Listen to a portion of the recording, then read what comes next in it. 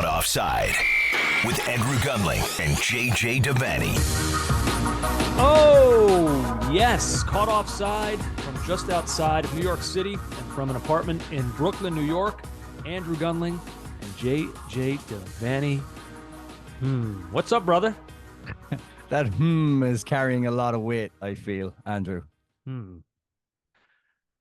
Despite the U.S. men's national team's best efforts, I am still extraordinarily excited for Copa America.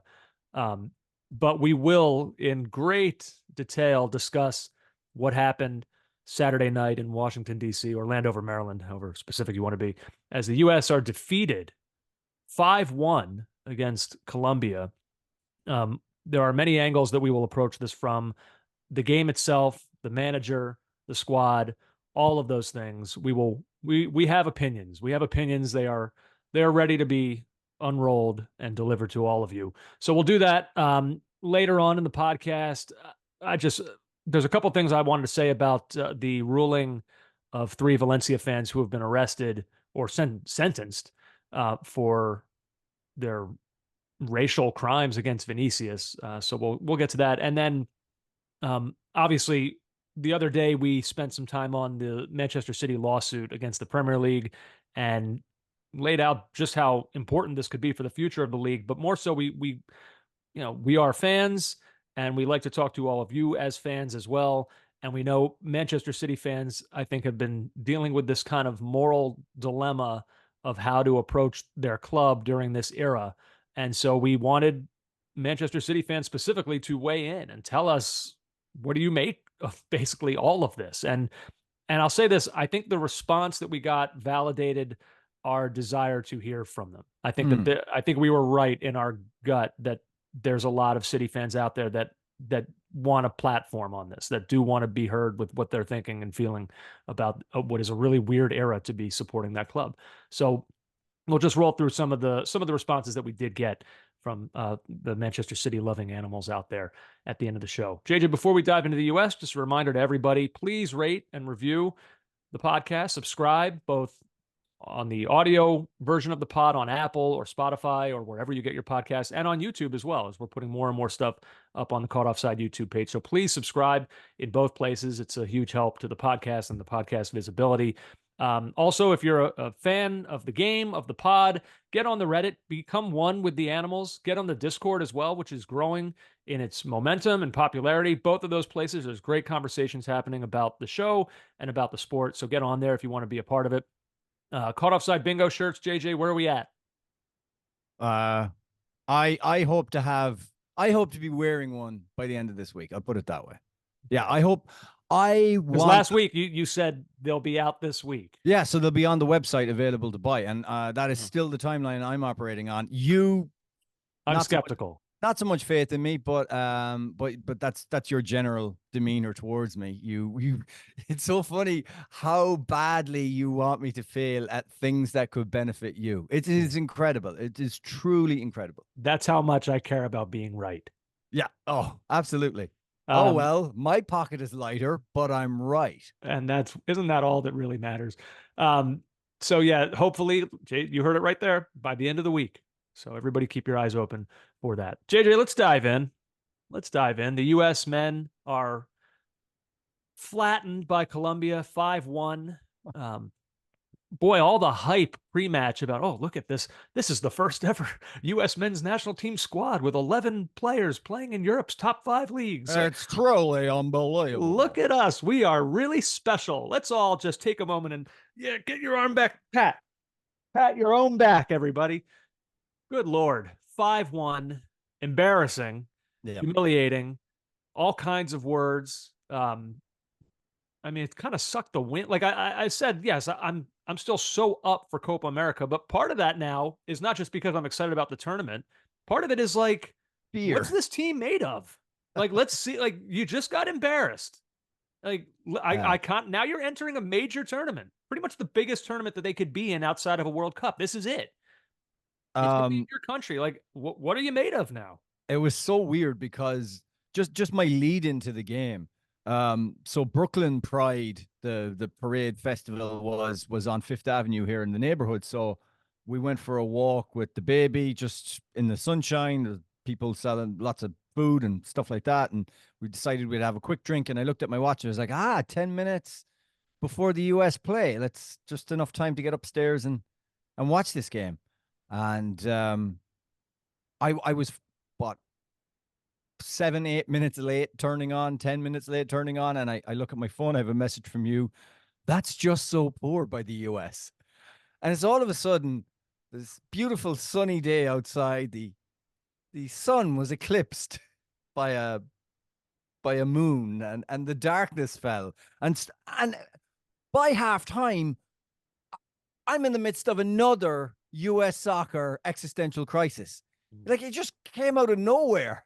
Like, it was a friendly. I know it was Colombia, so I was taking it seriously, and I'd been put on alert by right-wing commentator Alexi Lalas, who had been tweeting earlier saying that, and I kind of agreed with him on this, nothing else.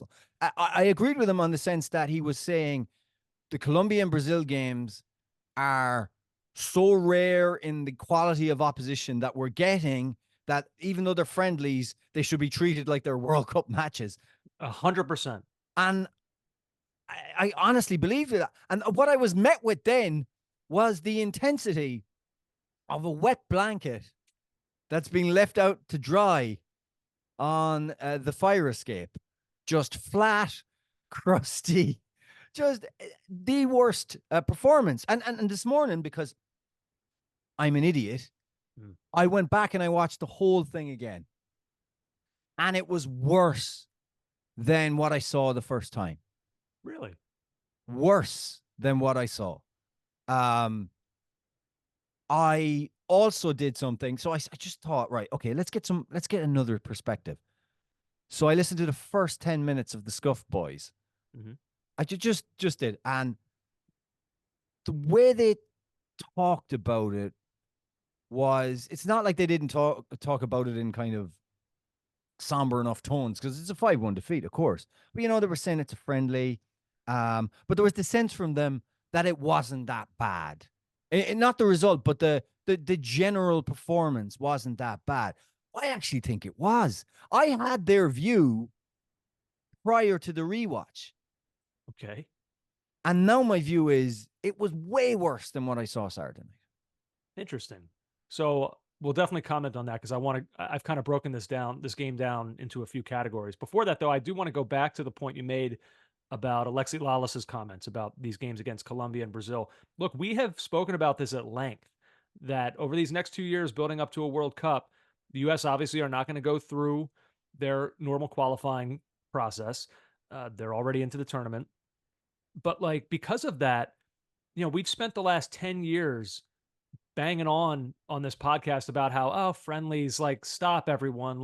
You beat the Netherlands. It doesn't matter. France, it doesn't matter. I think we have to recalibrate our opinion of friendlies beginning now with Colombia and Brazil, and then leading up through the 2026 World Cup. I think they need to be treated with a higher degree of seriousness, regardless of what our opposition chooses to do with them. The U.S. can't worry about that. They have to be serious about those games. They're not just friendlies anymore. Those are rehearsals for the real thing in 2026. Yeah, and we can't continue to bitch and moan about the fact that, we're stuck in CONCACAF and we don't get top quality opposition in friendlies, and what do we do? The Nations League has really struggled our opportunity. The Nations League in UEFA has stifled our opportunities to get to play against top teams, because they're engaged in what are ostensibly competitive games. So we do have to take them more seriously. Colombia took this seriously, though. Mm-hmm. Really seriously.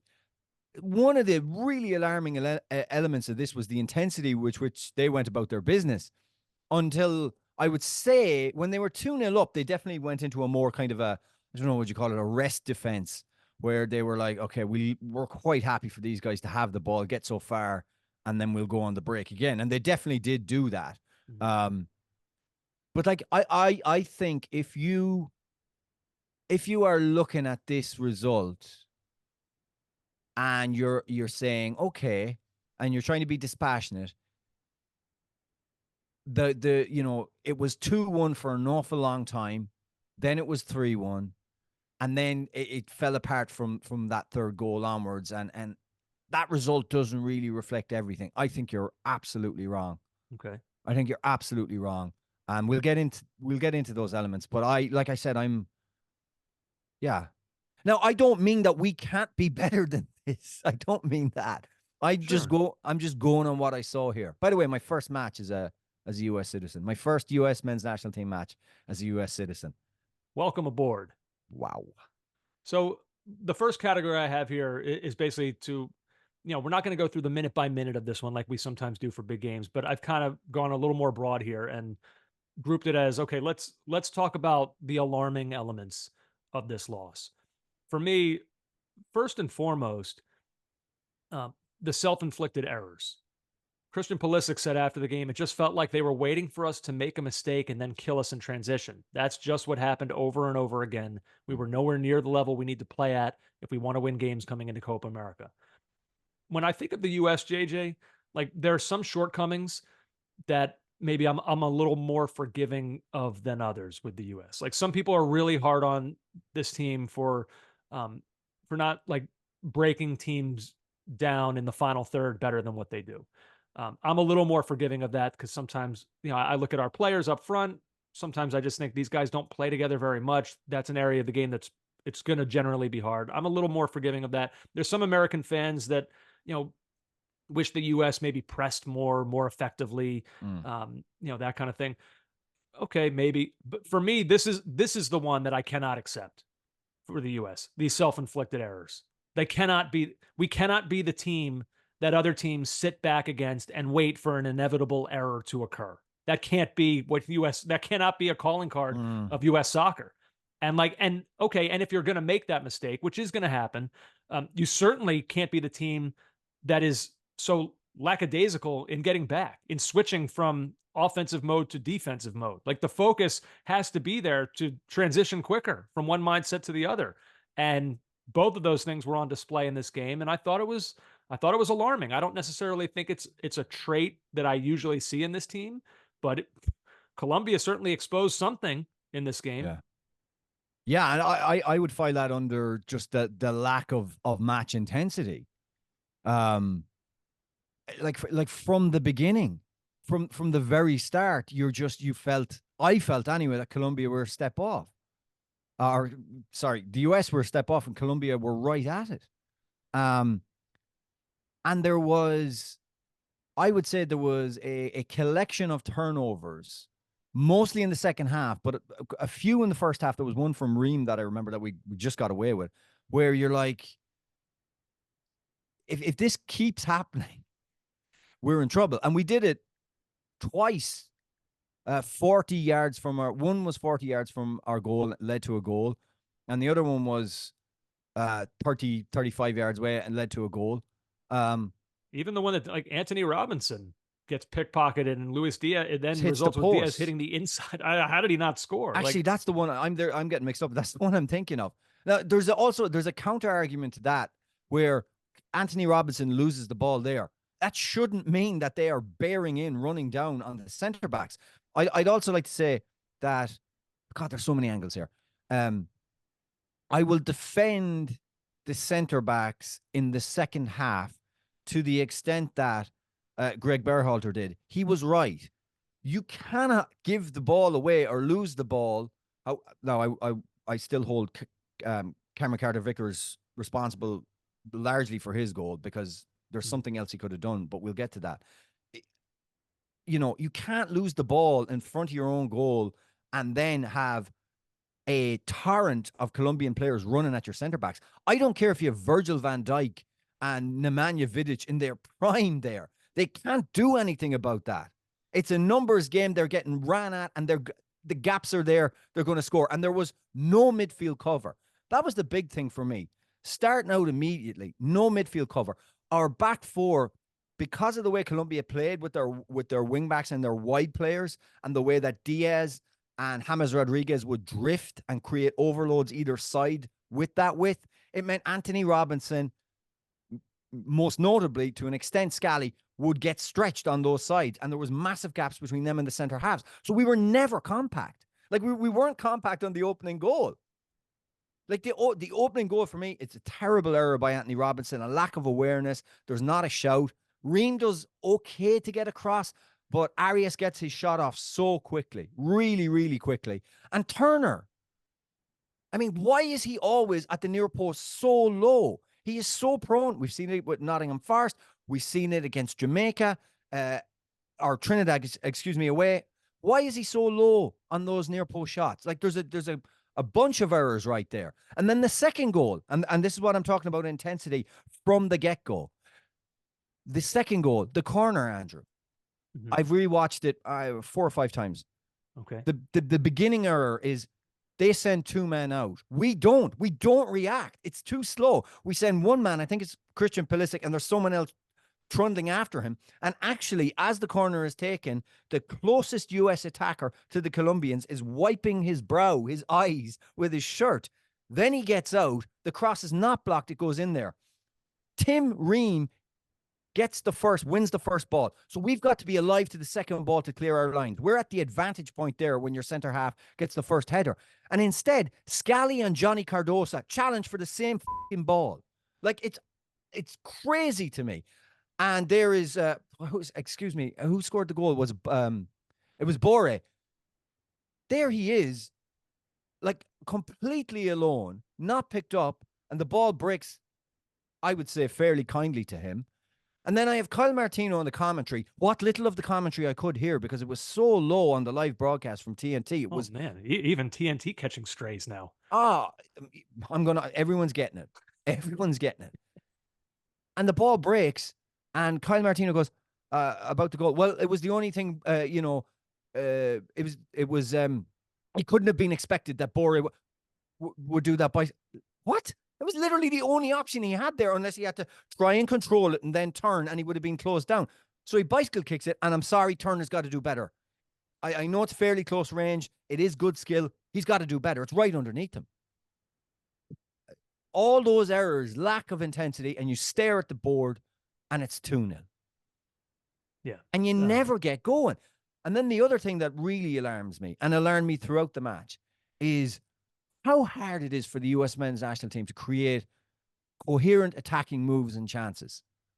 Like, it's really, really difficult. Like, you can look from that first half, you can say there was the Pulisic header off the post, but what is that? It's the classic move. Ball gets out to Anthony Robinson in an advanced position. He clips a cross in. I don't even think he's looking for Pulisic. It comes at Pulisic. I know it hit the post, but like, what's the XG on that? Like 0.0000. Exactly. Like, come on. Like, yeah, the outside of the post. It's not really a big chance. And then there's the other thing where a chance where we had Balogun, who was turning like the Titanic in the middle of the box, trying to get turned on, which was a goal mouth scramble. But the rest, it's Pulisic coming in off the left with a shot. It's blocked. It's Gio Reyna getting the ball with a shot. It's blocked. We had that good Balogun chance. Again, Anthony Robinson, without Dest, without our creative players being able to get in the ball, he was the outlet ball. He wasn't just the outlet ball for Ream. How many times did Ream find him out on the left-hand side? But he was also the guy who would clip the ball, our major attacking supply line, clip the ball in. It was a really nice weighted ball over the top, and Balogun forces a dramatic save on the line from one of the Colombian players. Yeah. But like, that's it.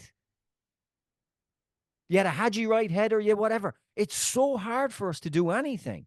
And Colombia, to their credit, they were compact. They forced us inside to where there wasn't much happening, and they broke away on the ball.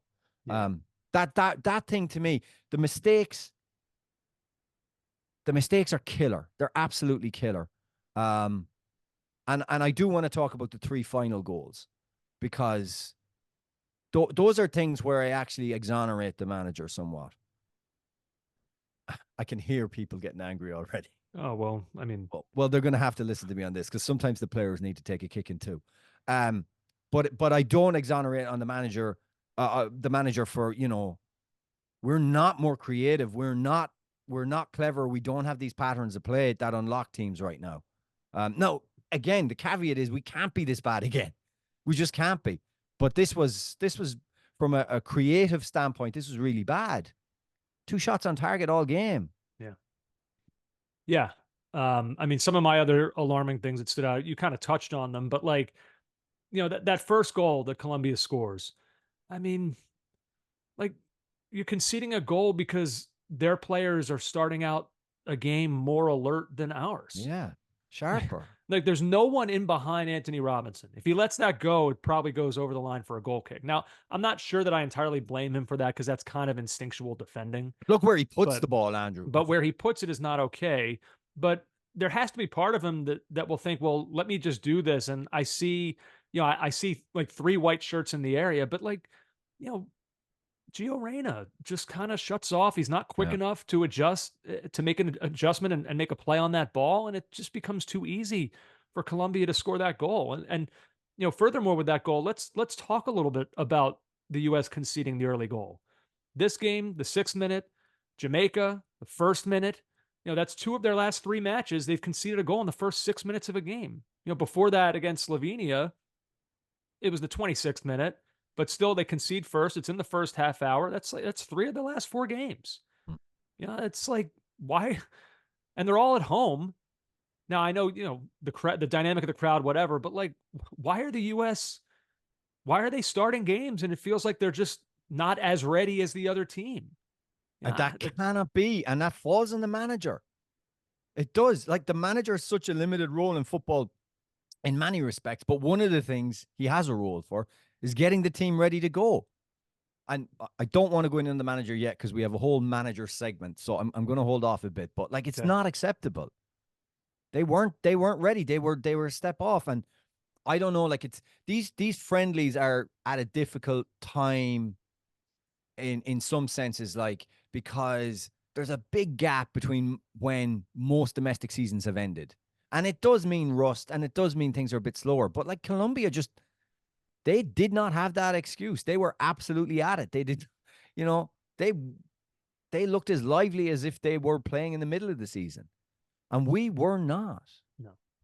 I mean, from a personnel standpoint, like, I don't think anybody really played well. Maybe some guys had a few good moments, but I think this was not good for Johnny Cardoza. No. The midfield in general was, it provided, like, for example, on that first goal we're talking about where there's gaps, like, why there was no midfielder kind of sliding in to help. We never had a holding midfielder who, when Colombia had the ball or they were attacking, would slide in beside the center back, or between the full back rather and the center back, and kind of create a 5 or make things difficult. We never seemed to have that. There was just always gaps aplenty. There was nobody screening. When we lost the ball, it was everyone attacking our 2 center backs. And because we were playing our wing backs, as we do, high and wide, they are not in good recovery position. So it's like 2 isolated center backs and you're hoping for 1 midfielder in there. It was just too easy, far too easy. It became 4v3 or 3v2 way too quickly. Yeah. This will be a very brief section of the show, but if we are going to discuss any of the positives from this one, the move for the goal. So the goal was actually a really good goal. Nice goal. That 1-2 between Weah and Balogun. Good pass from Weah. Continues his run through the defense. Balogun reads it perfectly, waits the pass exactly right, and the finish is excellent from Tim Weah. I mean, it's, we're looking for passages of play and things like that create chances. I mean, this was a really good one. Thankfully, that goal wouldn't let Weah in. It wouldn't knock him out of his stride. He was going to sure he'd make up for that goal. Yeah, his name was mentioned later for disastrous decision making, trying to dribble through he's got, like, I watched the replay of that so many times. There are such simple passes that could be made there. I don't understand. And he didn't understand either. Like, you saw, I don't want to pile on the guy, because you saw when the game ended, I thought he was down on the ground. I thought he was crying almost. Now, he did the interview pitch side afterwards, and I give him credit for that.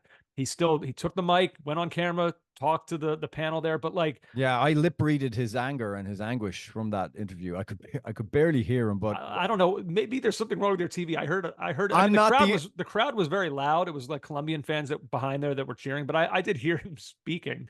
I'm not the only one that had a difficult streaming experience. Although they did fix the volume was fixed on the replays. So when you if you okay. go back and watch it on Max, you can hear it properly. But I mean, Tim Weah looked. I mean, for a guy who scored a really nice goal in the game, he was devastated when that game was over. Like he was But you know, embarrassed personally. Like that's yes, the right reaction, and that's why, like Gregg said afterwards, this is not this was, what did he say? This was a wake up call, not a lesson learned, something like that. right, yeah. That's maybe I don't know if I fully agree with that. Like I think Tim Weah does something like that, and like there is a lesson to be learned in trying to dribble through the defense that way. What I liked about it was um the goal I'm talking about. What I Yeah. liked about the goal was that, it's as if Weah looked at this scenario and said, I got to do something here and I got to be that spark. And that's something that's needed. Reina plays it into his feet. He sees Balogun in a good spot and he just goes. Mhm. He makes a direct run. He does something, like I'm always saying, coherent. He does something that opens up the defense. He makes a good run. And it's a great weighted pass by Balogun, and he slots one home. The only other time I can remember there being like a nice 1-2. That's the other thing. The lack of kind of interplay is really in and around the final third is really bad. The only other time I can remember that was there was on 22 minutes, Robinson and Pulisic had a nice combo. So Pulisic plays it into Robinson's feet. It's like a give and go, and Pulisic's gone, and it's a great recovering tackle by the Colombian player. Sorry, excuse me. Robinson gives it Pulisic. Pulisic gives it Robinson, and Robinson makes the run into the box, and it's a very good recovering tackle by a Colombian defender. But Yeah. other than that, I didn't I mean, see him. there wasn't very much. I remember a little. I was going to say one of my other positives from this game, which maybe speaks a little bit to what the guys from Scuffed were saying. I didn't listen to it, but from your synopsis, Mm. look, the U.S. went down 2 goals, but then played well for about 50 minutes. When they scored their goal, when the U.S. scored, based on the way the game had been flowing up to that point, if you had asked me at that point, who's more likely to score the next goal in this game, I would have said the U.S. I would have. They had some half chances, and then they had a goal. Like it That was the felt like purple. things were headed in the right direction for about 50 minutes, from like minute 20 to 70. I don't know about that. I thought we were.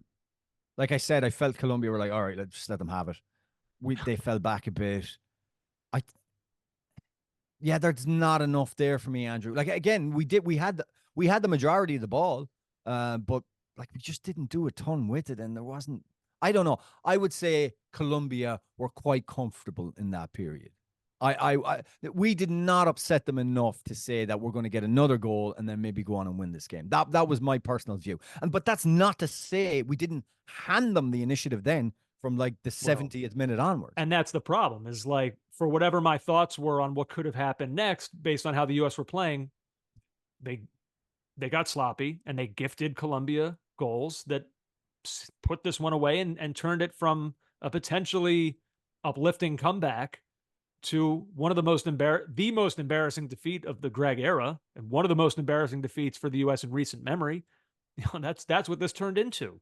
Didn't feel like it was going to be that when Tim Weah scored, but there was still time on the clock, and there were guys out there who made dumb mistakes. And the crowd got up for it, but yeah, I don't rate that period as highly as you do. I couldn't stop thinking about one of the best songs from the Bends, the Radiohead.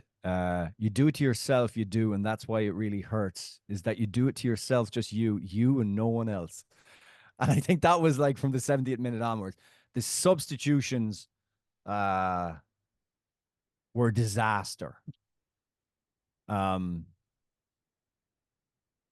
just coming in and they didn't look right. And there was a warning, because the Colombia goals, the 3 goals that really just held them away. The Rios goal was 77, Carrascal on 85, and then Sinistero on 88. But the warnings were there. Like the warnings were there very early on when Cameron Carter-Vickers came in, who did, I would say, very little to really push himself into a starting position there for the US. Now, we don't, to usurp Ream or certainly not Richards anyway. And I don't blame him entirely. That's the thing. But it was the 72nd minute and he's on the ball. And this happened 2 or 3 times, I'd say, before the actual error happened. And he's got it, and he sees Yunus Musa, and he plays the ball into his feet, and Musa's turned over, and the Colombians break, but the attack breaks down, and you're like, that's not good. But the not good part of it, as much as the pass was into a guy who was suddenly being pressed, and as a centre back, you got to see that and say, if I give that to him right now, he's getting clobbered. It wasn't that part. It's that CCV looked up and there was nothing on. Yeah. That's the thing, man. And he still passed it into the middle of the field. Right. And he did it again. Yeah. And it led to a goal. But even the Rios goal to go 3-1 up, that's a turnover. Who was turned over in that in that regard? I think it was Johnny Cardozo. Johnny Cardozo. I think he was turned over, and then what was more discouraging with that third goal was then he didn't really mark the eventual goal scorer. No. When they were transitioning Who back, strolled into the middle of the box. Yeah. So it was all kind of laid bare. All of the flaws, Colombia exposed all of them. I guess, put this into one of the good things about the game. I guess it is, like Berhalter said, in terms of a wake-up call, I guess you'd rather it happen now than, June 23rd. Not that Bolivia would do this to the U.S., but I mean, I'm saying you don't want this to happen in a tournament. No, true enough. True enough. And by the way, I do realize I've pivoted from positives that we were trying to get from. But we're not. I mean, I would say Scally at right back, Andrew. The 42nd minute. Really? Like going forward, he was not good. I saw that first half was just epitomized what was really the lack of ideas. He gets played in down the right, good crossing position, or a position to do something, and he just whips across over. There's no one there, and I think it goes out for a goal kick. But if you look at his 1v1 versus Luis Diaz, who is a player above anything the US have, I thought he did okay. And there was a foot race in the 42nd minute, which he won the ball. I thought he was okay. All right. Diaz had a good game, but I don't think he was ripped asunder. And considering the gaps and the spaces, am I reaching here? I mean, you're definitely, it's definitely like damning with faint praise. Is it really? I would love for someone to back me up here. I don't know. I thought he was okay. I thought he was okay. I didn't think he was. Look, you're asking me to get positives out of this. It's just so hard. You don't have to, but I'm not asking you to force it. If you don't have any, you don't have any. Yeah. So let's move now into the next phase of the conversation here. Let's go to Berhalter. Before we get to Berhalter, because I just want to finish with the goals, with the other two goals we didn't really go in on. Okay. Yeah, because there's the Tim Weah turnover. Now there's nobody to blame and no centre back to blame except for him. What's he doing there on that? That was the Carrascal's goal. Like, there's just, first of all, what's he doing in that position? Like, he's very deep to be trying to pick the ball up, which I think is symptomatic of how we did not have midfielders who wanted to get in, basically check in front of the centre backs, turn, because I think the Colombians had been putting pressure on and had been squeezing. And I think there was a general fear in our midfielders that they didn't want to receive the ball with their backs to the opposition and a worry that they would lose the ball. And then obviously Cameron Carter-Vickers on the Sinistera goal. I shrieked. He's on the ball. There seems to be no pressure, no problem. And he did the one thing that, from 7-a-side to 9-a-side to whatever level of football you play, if your centre back is there, and right before he plays the pass, he puts his hands out, both hands out in exasperation, as if, give me something. There's nothing on. He plays a ball that is only a good ball if the referee decides to dummy it. I mean, the referee had to jump out of the way. Straight into a Colombian. Ricardo Pepi is not reading what he wants to do or not making the run. By the way, do I want Ricardo Pepi running in there to receive the ball with Colombia? No, I really don't. Not into that area of the field. And he plays the ball. It's turned over. They break, they score. Just, if you're watching that, you're like, that is a complete giveaway. Just a complete giveaway. Anyway. Bad. Terrible. On all fronts. Okay, let's get to Berhalter. Manager included. So Berhalter. I mean, you want to start? because I have some things, but I'm curious what you have to say first. Look, in fairness, I'd say we spent the last however many minutes smashing the players. Like, there are things that were done out there, not getting out for the corner, not winning your second balls in the box, a lack of intensity, playing stupid passes centrally, turnovers. All of that is hard to pin on the manager. When the manager goes, there's no way the manager is directing them to do these kind of things. But I would say he prepares the team, he sends them out there. Afterwards, when he says, we didn't respect the opposition, we didn't respect the game of soccer. Jesus, like, what? How, like, you clearly have not communicated to your playing staff how important these games are for you and how important it is that we have this good opposition to take us into a tournament. Like, that has to be on you somewhat. The substitutions did not work, didn't work at all. And he watched this team struggle on defensive transition, and he didn't really do anything to alleviate that. There was only one substitution you could say really worked. Haji Wright had a couple of moments. He had a header onto the top of the net. I mean, he had a couple of moments where he drove with the ball as well, made some openings, little flickers. But generally speaking, the substitutions weren't good. That's the one thing you can impact a game with, is your subs. And But they didn't. But like, this is his team, though. Like, I know. who That's is the other side. who would you have wanted him? Like, the subs were Haji Wright, Ricardo Pepi, Yunus Musa, Malik Tillman, and Luca De La Torre and Cameron Carter-Vickers. Like, Yeah. I mean, like, maybe not individually look at those and say, like, what's he thinking with that substitution? Those are his go-to players off the bench. Right. And there's no Tyler Adams to bring in to shore things up. Right. So, I mean, he was on the bench, but I'm assuming that they're just managing him very carefully. And he's not ready before the tournament. Yeah. Fair enough. But maybe not a personnel, but a formation change. Sure. You know, try and get another body in there to help out, to sit. Like, you did. I never felt we had a natural sitting defensive midfielder there to stem the tide of what they were doing. You know, just box things up, make things more difficult. It was too easy is the point. Fill gaps, find the solution, and none of that happened. Yeah. I mean, when it comes to managerial stuff, I'm more likely to blame the manager for that kind of thing, like for strategic maneuvering, strategic decision-making. How should we change our formation? What can we do to kind of get us going in the final third? Like, I will blame Berhalter for those things. Yeah, definitely. Because to me, those are the things that fall on the manager. The place where I kind of divert away from you a little bit, and I know a lot of people feel this way, so I might be in the minority, but like what you said before about, not having these guys prepared for this kind of game emotionally or mentally, but like, a manager, how does a manager make a player, like, these guys are professionals, like at a certain point, like that's on each individual to like get himself mentally ready for the start of a game. A manager, I'm sure there's a team talk. I'm sure that, like, I don't think Berhalter is doing anything that much different than every other manager in the world before the game. Like, at a certain point, you have to trust your players to understand that these are important games. It's Colombia. Copa America starts next week. I have to sit here. I have to tell you, all this team of 11 guys who are all playing at Europe's top 5 leagues, I have to tell you, like, how to be ready for the start of a game. Grow up. That's not, like, I don't see that as the manager's fault. But hang on. So, as Jonathan Tannenwald pointed out, one can only wonder what's on Matt Crocker's mind while watching a manager he brought back more because of the players' opinions than his own.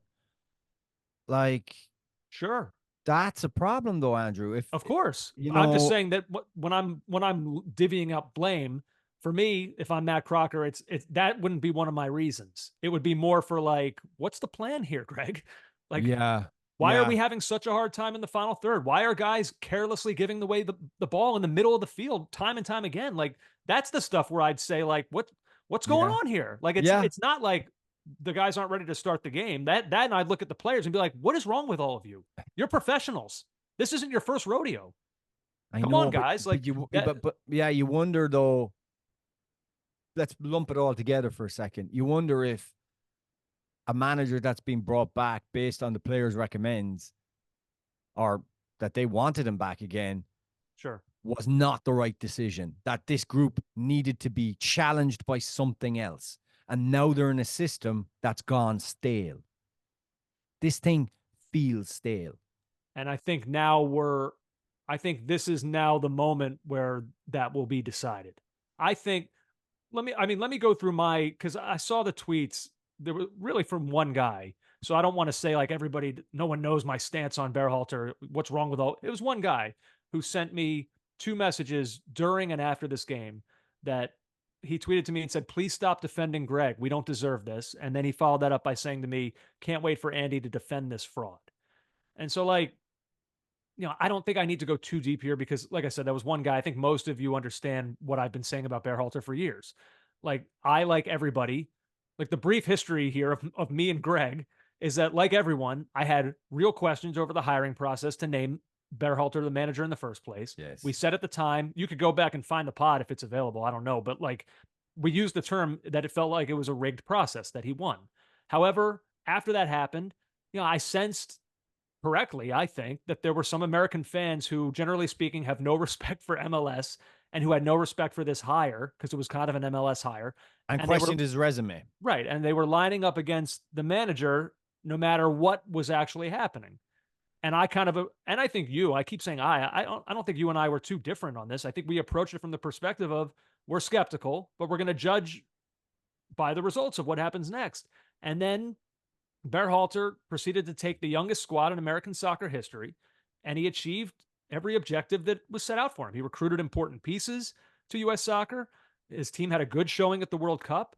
Now, after that all happened, I was on the fence about if he should return because I acknowledged that while the team was winning and winning trophies, it didn't always look the way we hoped. We talked about that. Then the Reina stuff happened.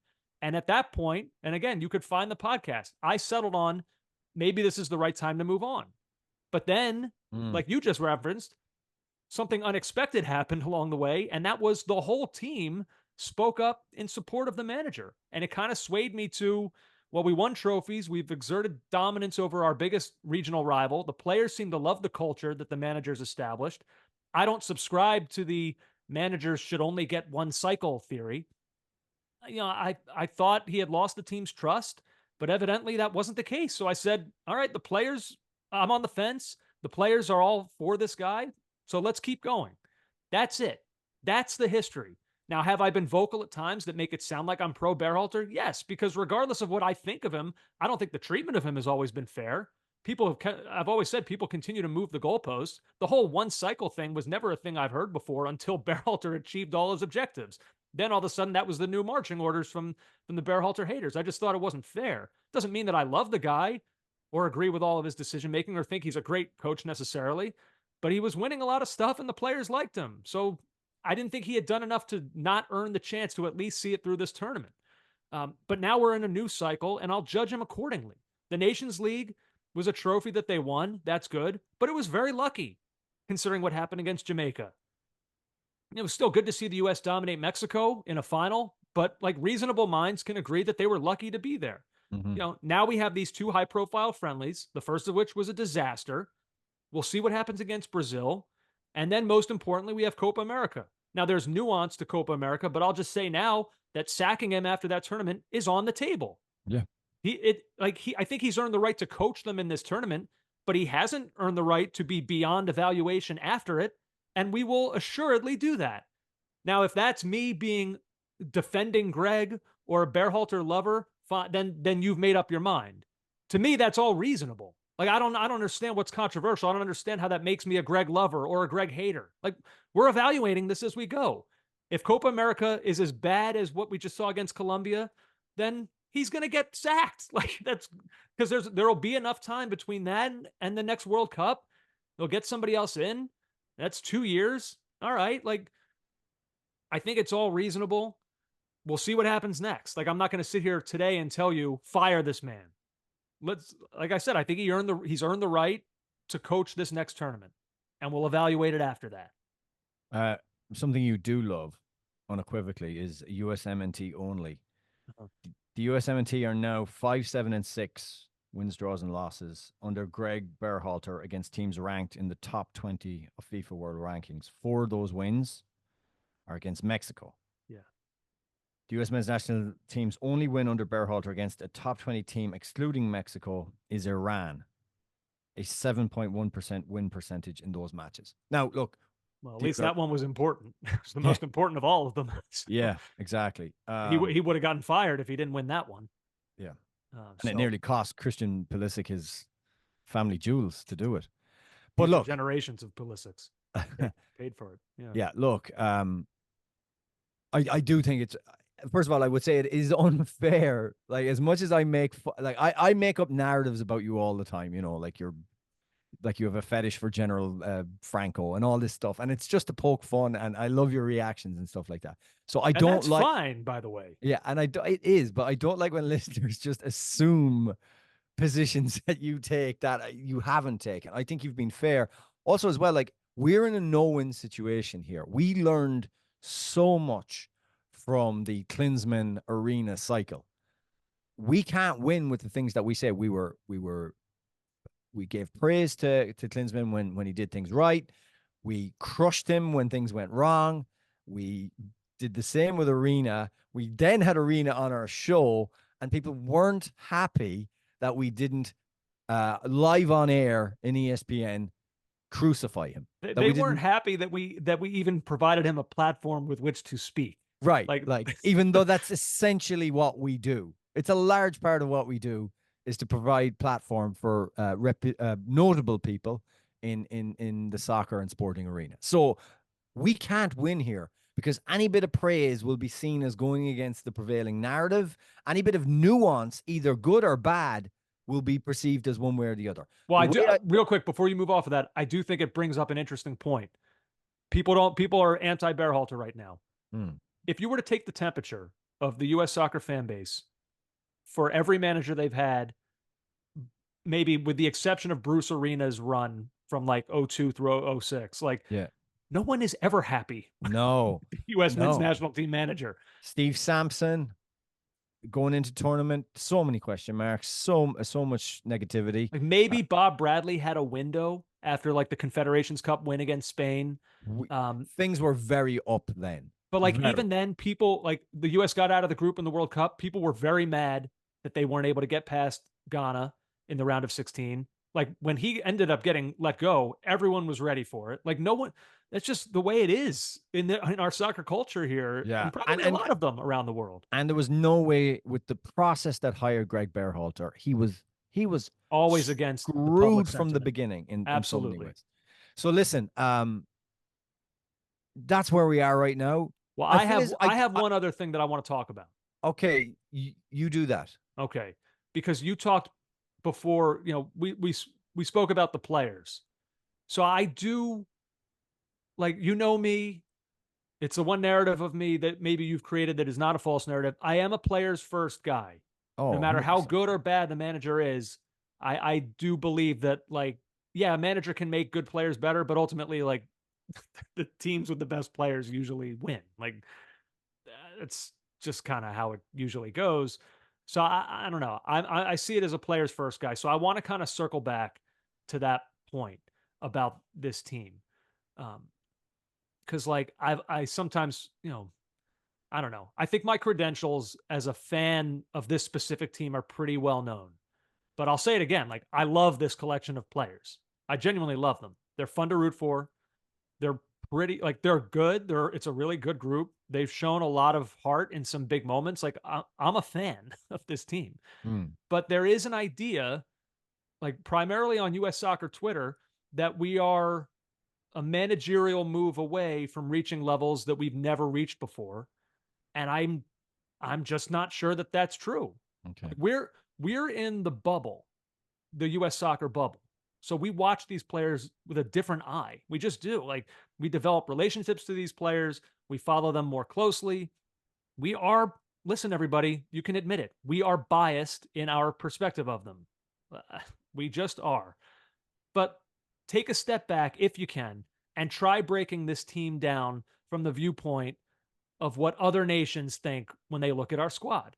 And by the way, like, that may very well be, like, providing the wrong perception, but it's probably what we do when we look at other national teams that aren't our own. So just kind of bear with the idea for a sec. And, like, we kind of did this exercise a few months ago, JJ. when the FIFA World Rankings were released that had us ranked 11th. Sorry, folks.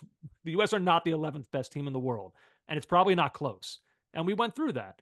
And like, yes, it's true. There's a deeper talent pool for the U.S. that's playing in Europe than what we've had before, and that's awesome. But like, all that does, JJ, is kind of like catch you up to where most of the other top 40 nations are. Most of them have their best players playing in Europe. So can we do a quick, I promise I'll be quick here, a quick squad audit. And again, I want to say this is, I'm now approaching this where I'm no longer Andrew Gunling. I'm leaving Andrew Gunling behind, and I am assuming an alter ego of a 40-year-old German football fan. Let's call him Andre Goondling. All right, I'm Andre Goondling now.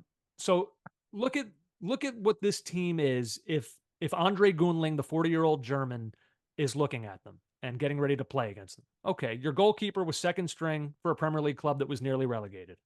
Your best center backs are a 36-year-old who played less than half of Fulham's games this season, including just once after mid-February, and a 24-year-old center back who might be promising, but still has a ways to go before big clubs are bidding for him. You have a legit good fullback in Anthony Robinson, but again, he plays for the 13th best team in England. Oh, straight for Fulham. Right. Maybe that'll change, but up to this point, that's it. And you have a fullback. Look, I'll go with Dest here. He's our preferred, even though he's not available. You had a fullback in Serginho Dest who had his chance at a really big club and showed he wasn't at that level. Weston McKennie has long been viewed as one of your top 3 players. He's had an up and down career at clubs of varying levels. Like ask the version of me, JJ. Don't ask Andre Goondling. Ask the version of me who lives in Leeds what that version of me thinks of him. And it appears that McKennie found some success this year at Juventus. Hopefully it's sustainable. Who knows? They're going to change managers. He may change clubs. We don't know. Tyler Adams, you guys often say he's your most important player. I saw him here in Germany for 4 years at RB Leipzig. He was a fringe starter. He only had one season where he started more than 12 games in the league, and he's been hurt a lot since. Yunus Musa was a big get for you guys. He stepped it up this year, went to a bigger club in AC Milan, had a season somewhere around mediocre, maybe even trending towards bad.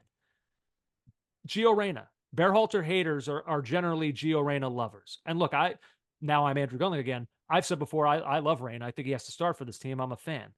But now switching back to Andre Goondling, over the last 3 seasons, 2.5 at Dortmund and half at Nottingham Forest, you know how many games he started in 3 years? 13. He started 13 games in 3 years, and American fans think he's one of the best players. Up front, Tim Weah, very good for the U.S. But in Ligue 1 and this year in Serie A, he's a fringe starter. You know how many goals he scored in the league domestically last season and this season combined? 0. And he's one of your up front starters. Balogun, big get for the U.S. But 20 guys scored more goals than him this year in Ligue 1. His goals plus assists per 90 were a little better, but were still only as good in Ligue 1 as Takumi Minamino. All right? Pulisic, for me, he's your bona fide star. But even he has a checkered past at big clubs. ESPN FC, JJ, they just had their top 100 list. Mm-hmm. They rated him as the 28th best forward in the world. That's very good. But if that's your best player, then there are questions as to how great your team is. The bench has strikers who played really well in England's second tier, a center back who played well in Scotland, a midfielder with 15 starts this year in La Liga. We talked to Brian Sciaretta the other day. He mentioned how Joe Scally didn't have a very good year in the Bundesliga. So, like, that's the team. Right. You know, like, that's the team. Now, the caveat is, now, goodbye, Andre Goondling. Now back to me. The caveat is, like, this team is very young still. So the ceiling is high.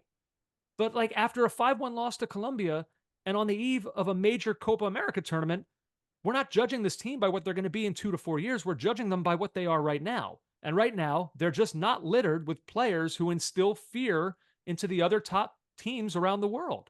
Like, what? Yeah. Let me ask you. I'm sorry I'm going long here, but let me ask you. Like, what do you think of Wales? Like, if Wales was the American team, was the U.S. men's national team, what would we say if we had a squad with a forward who had 5 goals and 10 assists this year for Spurs, or a midfielder who was just named Leeds Player of the Season in Ethan Ampadu, or a fullback with over 3,500 Premier League minutes the last 2 years, or a versatile defender at center back and fullback who's made 225 appearances for Tottenham? Like, we would look, you know how American fans are. Yeah. We'd love Brennan Johnson. We'd Right. love Ethan Ampadu. Right. Like Ben Davies would be an American hero. Like that's, we just see it. But American fans, what do we think of Wales? Well, whatever. We'll beat them at the World Cup. Like, so we're in a bubble. Like we just see it a little bit differently. The U.S. team has a high ceiling. Totally agree. And I love these players, and I want to see this team and this core keep going. But right now, I don't know. I still don't know how good we are. I there's a lot in that, and I do think there is your comments have merit. The only thing I close on by saying is, this isn't exactly a vintage Colombian side, yet they're in the midst of a 22 or 23 game unbeaten record since the last World Cup. Nestor Lorenzo has done a great job with them. They're also a team that still starts James Rodriguez, albeit he seems to he's 32 now. He's not quite what he was, but he's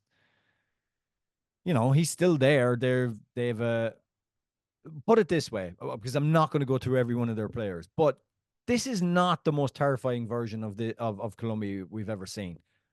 But yesterday or on Saturday, they played with a purpose and an intensity and a system that the US couldn't handle. And I think the Berhalter haters will revert to that. Hey, Andrew, this is international football. You don't have to be littered with the best stars in the world to have a very specific game plan and to impact teams or opposition that would be higher ranked sides than you. That would be the argument there. Sure. And when you see Saudi Arabia beating the eventual world champions in a group stage game at the World Cup, you see Iceland's run in 2016. You see little things like that, and Wales's run itself. Sure, semifinal at a Euro flies in the face of what you're saying just a little bit. But I think we're getting to grand proclamation stage here. We've got the friendly on Wednesday. Let's revisit. That's what I would say. Agreed. We'll go ahead. We'll take a break in a moment. Before that, though, JJ, I want to remind everybody, of course, that this podcast, as usual, is brought to you by Manscaped. Oh, yeah. Listen, I'll tell you what. Yeah. That's one thing I want to tear through is the hedge around my sack. Yeah, you got a lot going right now. A real thicket. No, I haven't. I had, and I went after it, and it left me in such a good. I haven't had an ingrown hair down there, Andrew, in so long, and that's due to the great people at Manscaped, not the people themselves. I'm not suggesting that the staff of Manscaped have anything to do with the shaving of my area down there. I mean the product they produce. Now, let me ask you, JJ, have you purchased a Father's Day gift yet? I have not. Okay, I hate my father.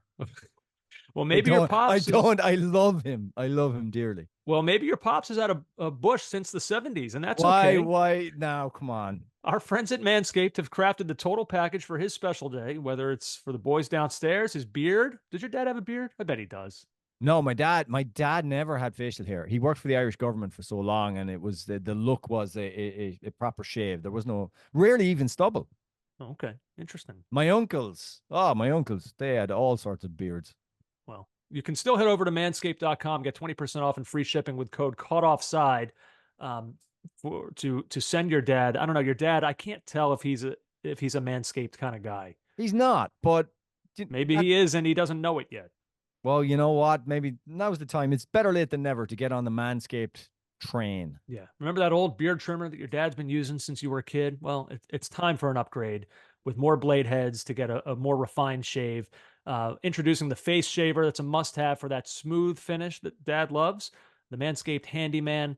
Powerful and compact, this face shaver isn't just for home use. It's perfect for quick touch-ups on the go. Its precision blades ensure a clean shave every time, making it an essential tool for any dad's grooming routine. I've used it because I like to keep my beard at a certain length, kind of a little bit on the lower end. But the fact yours never really varies very, very bushy. Or you kind of keep it very consistent. Keep it fairly designer tight. Stubble almost. Sometimes I'll let it go a little bit longer, and this is the perfect tool for that. So get 20% off and free shipping with code CAUGHTOFFSIDE at manscaped.com. That's 20% off with free shipping at manscaped.com. Use code CAUGHTOFFSIDE. Never forget where you came from, JJ, if you know what I mean. Happy Father's Day from Manscaped. We'll go ahead. We'll take a break. We'll digest all of that U.S. soccer stuff. I hope I didn't say things that were too harsh there about. Why do you do this? It's like because I love this team, and if they listen to this show, I'd be hurt right now. Listen, the caveat to everything we said is that we do believe they can play better. So come on. Yeah. More caught offside still to come.